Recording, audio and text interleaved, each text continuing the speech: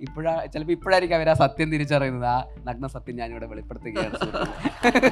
Cinema നന്നായിട്ട് വന്നില്ലെങ്കിലും തിരിച്ചു വരുമ്പോൾ ജോലി തരാം എന്ന് മാനേജർ പറഞ്ഞു.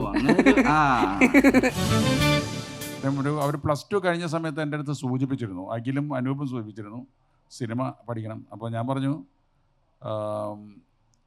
സിനിമ പഠിക്കുന്നതിന് മുമ്പ് ആദ്യം നമുക്ക് ജീവിതത്തിന് വഴി ഉണ്ടാവണമെങ്കിൽ മറ്റ് കാര്യങ്ങളിൽ സേഫ് ആവണല്ലോ. അതുകൊണ്ട് വിദ്യാഭ്യാസം കംപ്ലീറ്റ് ചെയ്യട്ടെ. അപ്പോൾ അത് കഴിഞ്ഞ് PG കഴിഞ്ഞ് പിന്നെ വിപ്രോയിൽ ജോലി കിട്ടി.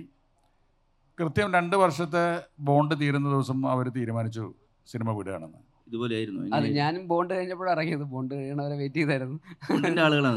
ബോണ്ട് അതിന് തിരിച്ചു കൊടുക്കാൻ പൈസ ഇല്ലാത്തതുകൊണ്ട് അപ്പോൾ ബോണ്ട്. പക്ഷേ എൻ്റെ അച്ഛൻ്റെ അടുത്ത് ഞാൻ ജോലി കഴിഞ്ഞിട്ടാണ് ജോലി കിട്ടി കഴിഞ്ഞിട്ടാണ് അച്ഛൻ്റെ അടുത്ത് സിനിമേൻ്റെ ആഗ്രഹം പറയുന്നത്. അതിന് മുമ്പ് പറഞ്ഞിട്ടില്ല.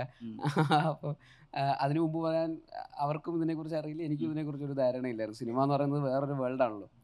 അപ്പോൾ അത് നമുക്ക് സിനിമയിലേക്ക് എത്താൻ പറ്റുമോ എന്നുള്ളതൊന്നും നമുക്കൊരു പ്രതീക്ഷയൊന്നുമില്ല, ധാരണയില്ല. അപ്പോൾ അതുകൊണ്ട് അതിനെക്കുറിച്ച് ആലോചിച്ചിട്ട് പോലുമില്ല. ആക്ച്വലി സിനിമ ജോലി രാജിവെക്കുന്ന സമയത്ത് അച്ഛൻ്റെ അടുത്ത് പറഞ്ഞു, ഇനി മാനേജർ എൻ്റെ അടുത്ത് പറഞ്ഞു, ഇനിയിപ്പോൾ സിനിമ നന്നായിട്ട് വന്നില്ലെങ്കിലും തിരിച്ചു വരുമ്പോൾ ജോലി തരാം എന്ന് മാനേജർ പറഞ്ഞു എന്ന് പറഞ്ഞു. പക്ഷെ പറ്റിച്ചു.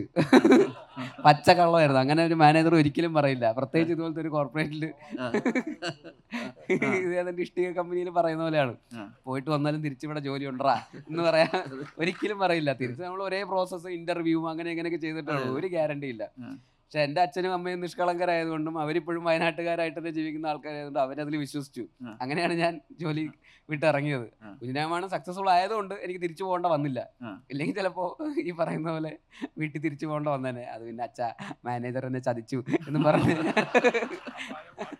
അതെ, അതുകൊണ്ട് ചിലപ്പോൾ ഇപ്പോഴായിരിക്കും അവർ ആ സത്യം തിരിച്ചറിയുന്നത്. ആ നഗ്ന സത്യം ഞാനിവിടെ വെളിപ്പെടുത്തുകയാണ്.